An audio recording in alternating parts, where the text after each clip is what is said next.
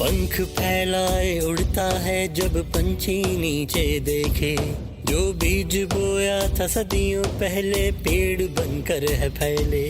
कच्ची जो पगडंडी थी अब मीलों लंबी सड़क है, तरक्की की राह पे निकला इंसान। ये सब तो बदलता समय है, ये सब तो बदलता समय है। ये कार्यक्रम सैंडविक की प्रस्तुति है। मैं 8 किलोमीटर चलकर पानी लाती हूँ, आना जाना, उसके बाद पूरे घर के काम करना, इसके बावजूद भी बच्चे बीमार हो जाते हैं। राम राम जी मैडम, मैं महेंद्र बात कर रहा हूँ और आपका जो शो है वो घना अच्छा है। और आप तो यूँ कहना चाहूँ कि मैडम हमारे कुछ खेत हैं और उन खेतन में हमने ट्यूबवेल लगवा रखे हैं मैडम। तो जी अब ट्यूबवेल को पानी कई बार पी लिया करें हम, अब पीने के बाद सबके पेट अफर रहे हैं जी। अब डॉक्टर दिखाया हो तो डॉक्टर यूँ कह रहा है कि जी जो पानी आप पी रहे हैं वाह की वजह तैर रहा है जी। तो कुछ टेस्ट वेस्ट करवाए तो वो कहने लगा जी आपका जो पानी है वो दूषित है जी। मैं समय हूँ और समय ने दिखाया है कि लंबे समय तक चलने वाली किसी भी चीज को अच्छी हवा, अच्छा पोषण और स्वच्छ वातावरण और साफ पानी चाहिए। आइए एक छोटी सी कहानी सुनाती हूँ। मुझे नहाने जाना है, फिर स्कूल जाना है, पानी ही नहीं है। तो ऐसे ही चली जाओ, शाम को तुम्हारी माँ पड़ोस के गांव से पानी ले आएगी और टैंकर भी 1 बाल्टी पानी दे जाएगा। पर माँ की तो तबीयत ही ठीक नहीं है, हम घर पर ही कुछ पानी का इंतजाम क्यों नहीं कर लेते? हर परेशानी का एक हल भी है। जैसे यही कि कुछ गांव में जब पानी की किल्लत थी तो तुम्हारे मेरे जैसे लोगों ने ठान ली कि भैया खुद करना है। अब एक गांव ने पीने के पानी का टैंक खुद बनाया, एक किसान ने भी अपनी जमीन का थोड़ा हिस्सा दिया और प्रशासन ने पानी की लाइन। कभी कभी साथ बैठकर अपने हाथों से ही हल निकल जाता है। पानी के लिए होने वाली लड़ाई कम हो गई क्योंकि सबके नंबर लग गए। 100 बात की एक बात, लड़ाई से, परेशानी से कुछ नहीं होता। अब पानी को लेकर कुछ दिक्कतें हैं जो गांव समुदायों में हमेशा रही हैं और ऐसे कुछ लोग भी हमेशा तत्पर रहे जो मदद पहुंचा सके। जैसे SM सहगल फाउंडेशन नाम की एक संस्था पानी से जुड़ी समस्याओं पर लंबे अरसे से काम करती आई है। पटखोरी के एक स्कूल की कहानी देखिए, जहां लड़कियां इसलिए भी स्कूल छोड़ देती थी क्योंकि उनको शौचालय में पानी तक नहीं मिलता था। SM सहगल फाउंडेशन की मदद से वहां छत पर एक हार्वेस्टिंग या वर्षा जल संचयन का इंतजाम किया गया। अलग अलग प्रकार की विधि से पानी निकालकर इतना साफ किया गया कि आज आप उसे पी सकते हैं।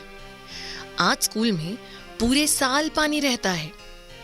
अब पानी की समस्या सिर्फ किल्लत यही नहीं है, उसका साफ होना या खराब होना भी प्रॉब्लम कर सकता है। ललित जी से बात करते हैं। ये सहगल फाउंडेशन के साथ कई समुदायों में, एरियाज में पानी के लिए काम करते हैं, एक एक्सपर्ट के तौर पर। सर, सबसे बड़ी प्रॉब्लम आप क्या देखते हैं इन एरियाज में? पहला है बायोलॉजिकल कंटामिनेशन, जिसमें कि फीकल कोलिफॉर्म जो है मेजरली हम लोग देखते हैं। दूसरा है आर्सेनिक। आर्सेनिक जो है वो ईस्टर्न इंडिया में आप कहिए कि उधर ज्यादा है और ये यूपी से शुरू हो जाता है।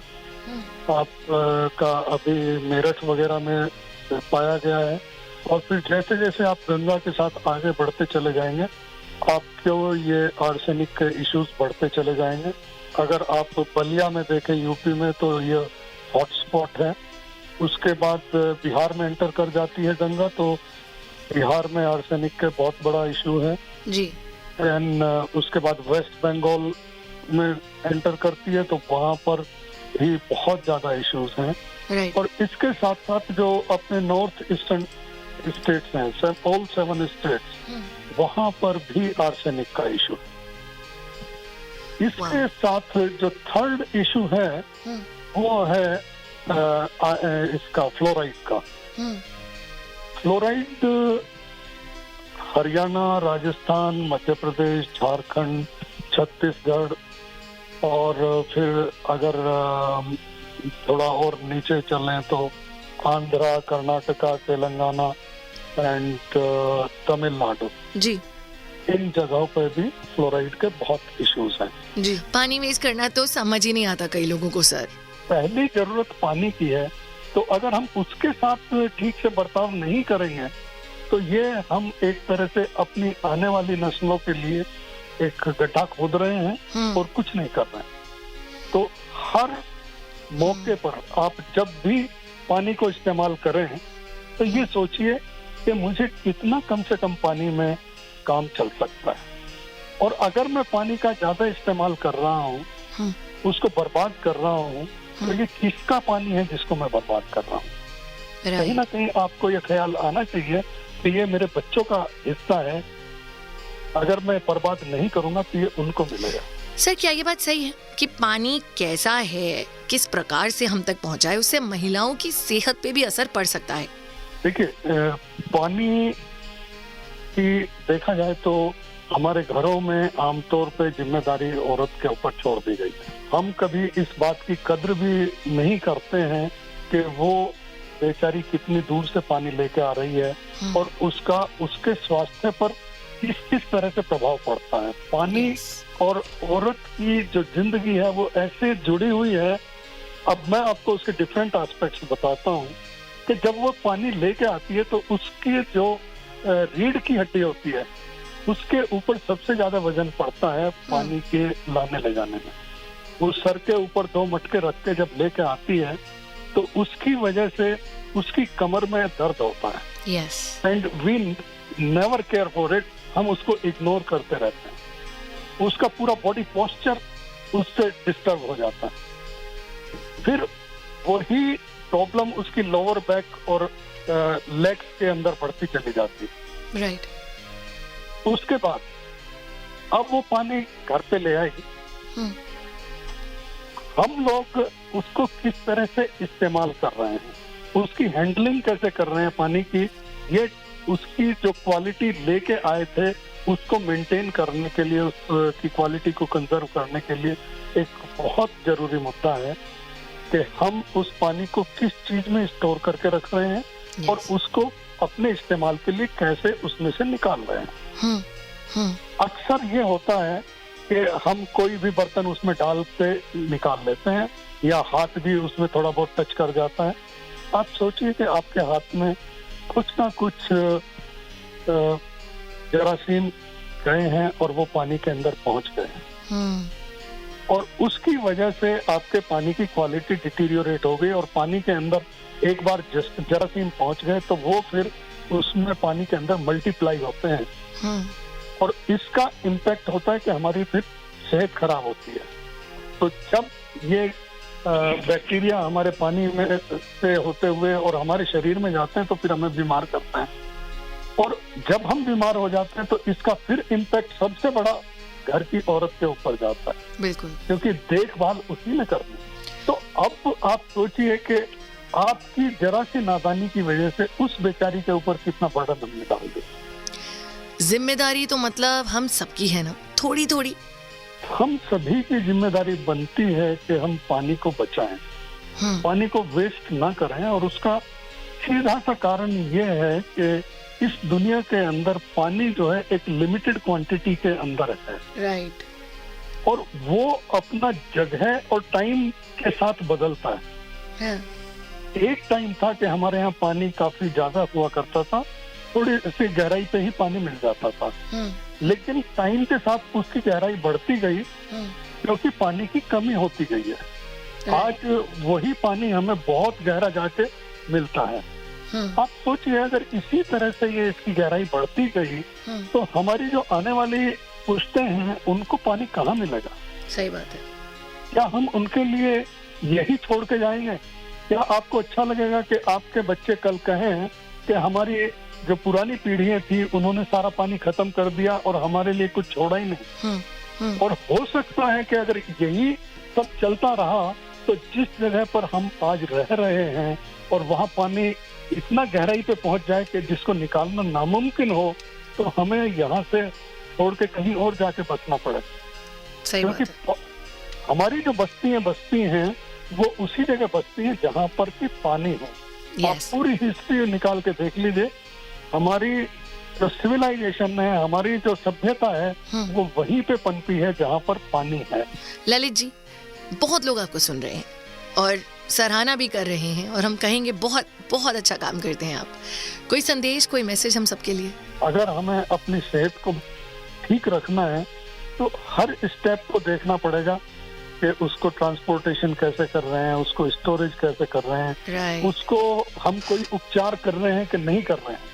अगर पानी की गुणवत्ता ठीक नहीं है तो उसका उपचार करने की आवश्यकता है। राइट। हो सकता है उसके अंदर फ्लोराइड, आर्सेनिक या कोई जैविक अशुद्धि अगर है तो उनका उपचार नहीं होगा तो वो हमारे स्वास्थ्य को प्रभावित करेगा ही करेगा। देखिए, जो चीज हमारे हाथ में है वो हम ठीक कर सकते हैं। हमारे देश में 21% बीमारियों का कारण पानी है। खराब पानी, प्रदूषण, गंदे हाथों से टच करना इत्यादि। तो क्या हम इन चीजों को रोक सकते हैं? बिल्कुल रोक सकते हैं। पीने का पानी इस्तेमाल करते समय ध्यान रखें कि आपका हाथ पानी निकालते वक्त पूरे पानी को गंदा ना करे।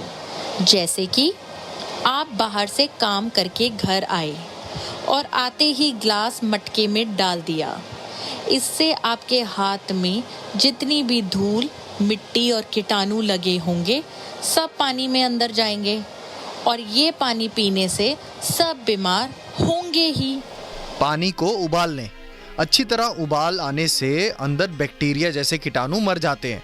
जब पानी ठंडा हो जाए तो उसे मटके या किसी बोतल में भर के रख दें। पानी वेस्ट ना करें। पीने के पानी का समाधान छोटे छोटे स्टेप्स कर सकते हैं। छोटे छोटे कदम पानी को स्वच्छ बना सकते हैं। वैसे ही पानी बचाना भी बेहद जरूरी है। सब्जी काट रहे हैं और नल का चल रहा है तो ये गलत बात है। 2 मग पानी में जहां काम हो जाए, अगर वहां 10 मग वेस्ट करोगे तो गलत बात है। पानी को किस तरह से बचाकर दोबारा इस्तेमाल कर सकें, ये सोचना जरूरी है। सिर्फ अपने गांव के लिए नहीं, अपने देश के लिए भी। घर की महिलाओं के बारे में सोचिए, जो मीलों चल के जाती हैं उन 4 मटकों को उठाने के लिए जिस पानी का आप इंतजार करते हैं। पीठ दर्द हो, पेट दर्द हो, टांगों में दर्द हो, लेकिन ये चलती जाती हैं। इनकी मदद के लिए, अपनी माँ, अपनी बहन, अपनी बेटियों की मदद के लिए पानी अब वेस्ट नहीं करना है। पानी जाया ना जाए। जितना पानी की जरूरत है उतना ही पानी का इस्तेमाल कीजिए। हम मान लीजिए आपने सब्जी धोई, उस पानी को नाली में ना जाने दें, बल्कि बाहर खेतों में इस्तेमाल कर लें या फिर आंगन धो लें। तो क्या हुआ? पानी एक बार निकला पर 2 बार काम आया। बचाना पानी, हर बूंद जो बचती है हमारे भविष्य के लिए बहुत जरूरी है। छोटे छोटे ये कदम आपका और मेरा भविष्य सुनहरा बना देंगे। मैं समय हूं। मेरा काम है आपको कल और आज के बीच की कहानी और दूरी समझाना। कल बेहतर करने के लिए आपको मेरा साथ और मुझे आपका साथ देना पड़ेगा। इसलिए अगले हफ्ते फिर एक कहानी के साथ वापस आऊंगी। समय का पहिया आगे बढ़ाते हुए एक गीत के साथ छोड़ के जाऊंगी। और हमेशा की तरह सैंडविक को सादर नमस्कार, जिन्होंने आपको और मुझे जोड़ने का ये बहुमूल्य कदम उठाया। इन प्रोग्राम्स को बनाने में सैंडविक ने हमारा साथ दिया। एक गीत के साथ अब कहती हूँ अलविदा। समूह में जुड़ने से एकता आ गया, गरीबी हटाने का रास्ता मिल गया। आहा, गरीबी हटाने का रास्ता मिल गया।